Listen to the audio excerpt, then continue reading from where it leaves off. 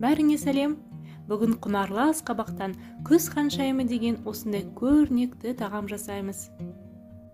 Сонымен бірге мыңда бір ауырға ем болатын асқабақтың пайдасын айтып тауса алмайсың. Асқабақ ағзаны тазартып, шаршағанда күш, қуат беретін бірден бір пайдалы ас. Айта кетейін, асқабақты тұтас түрінде дайындағанда салындысын алдын ала пісіріп дайындап қою керек. Өйткені асқабақ шамамен 1 сағаттың ішінде дайын болады, яғни тез піседі. Алдымен етімізді жуып, осындай орташа қылып турап қоямыз. Жас сиыр еті болғандықтан ол тез піседі. Енді қойдың құйрық майы. Оны осылай қылып турап қоямыз. Әрине, оның орнына кез келген өсімдік майын қолдануға болады, бірақ құйрық маймен етіміз ерек шыдамды болып шығады. Қазанды қатты отқа қойып, ішіне кішкене күнбағыс майын құямыз. Содан кейін үстіне құйрық майды, ары қарай етті саламыз.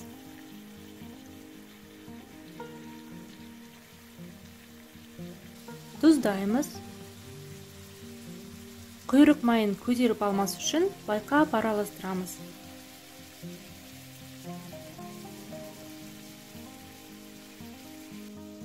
Қақпағын жауып, отты азайтамыз. Мінеки мен ішке қойдым.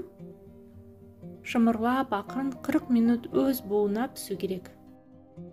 Сол уақытта біз салындысын және асқабағымызды дайындап қоямыз.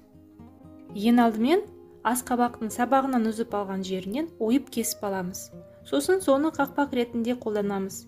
Өте әдемі болып көрінеді. Мінеки дайын. Хош иісі керемет екен. Енді ішкі жағын дәндерінен және керек емес бөліктерінен тазалап аламыз. Қалдықтарын лақтырмаймыз, өйткені салындысына керек болады. Ал дәндерін теріп, жинап, 2 күн кептіріп, содан кейін шауға болады. Олар да өте пайдалы.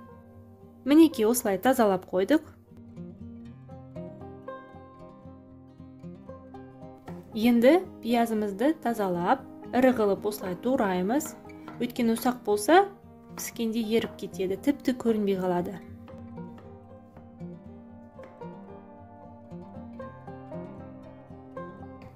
Сәбізді де ірі қылып осылай 4-ке бөліп тураймыз.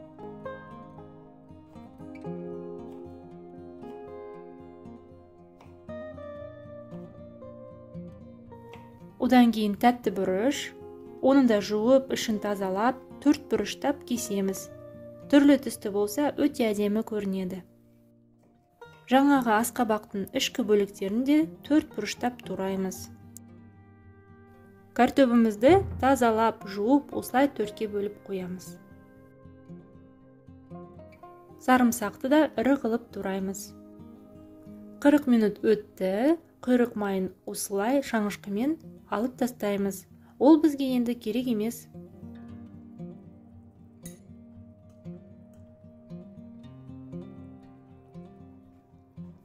Лавр жапырағын қосамыз. Одан кейін сәбіз және пияз. Қасықпен тегістейміз, дұрыстап қоямыз, бірақ араластырмаймыз. Жай ғана қақпақпен жауып 5 минут ұстаймыз. Бұл өте маңызды, өйткені пияз осы түрде өз сөлін етке береді. Ал енді араластырамыз. Дәмдеуштерімізді қосамыз. Кішкентай қасық қара бұрыш, куркума, грузин дәмдеуші хмели сунели,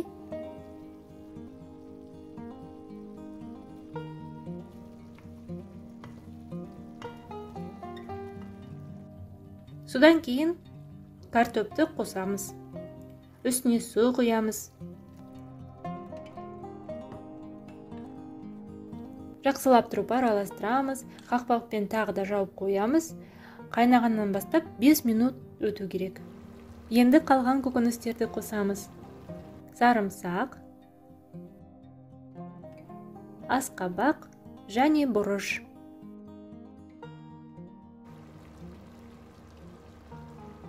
Дәл осы кезде тұздың дәмін көруге болады. Жетпесе тағы да тұздап араластырамыз. Тағы да қақпағын жауып 5 минут пісіреміз. Содан кейін оттан алып тастаймыз. Салындысы дайын. Асқабаққа қайтадан ораламыз. Оның сыртын толықтай сұйық маймен жағып шығу керек. Онда асқабағымыз күйіп қалмайды. Дегенмен әдемі қызғылт түсті болып піседі.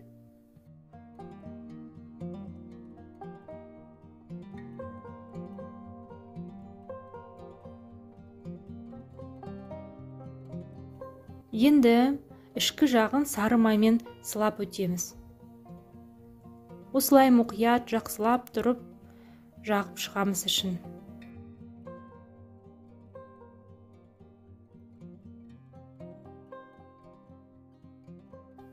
Содан кейін тұз, жупар жаңғағын себелейміз. Қақпағын да ұмытпаймыз. Жупар жаңғағы, оны мускат жаңғағы да деп айтады, асқабақпен өте жақсы үйлеседі. Дайын салындысын асқабақтың ішіне салып қою керек. Сол уақытта духовкамызды ұмытпай 180 градусқа қыздырып қоямыз.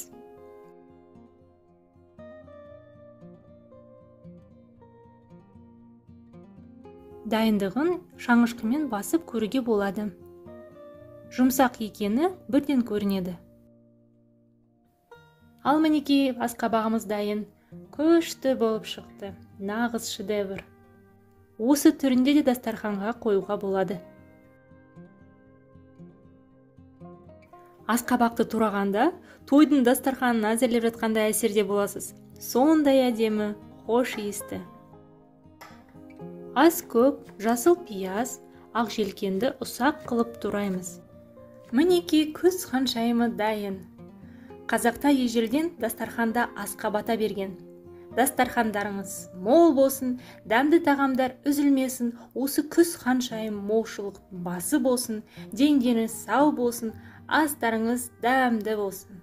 Алда әлі жаңа рецепттер болады, сол себептен лүпіл басып, мені қолдап, тіркеліп қоюларыңызды ұмытпаңыздар.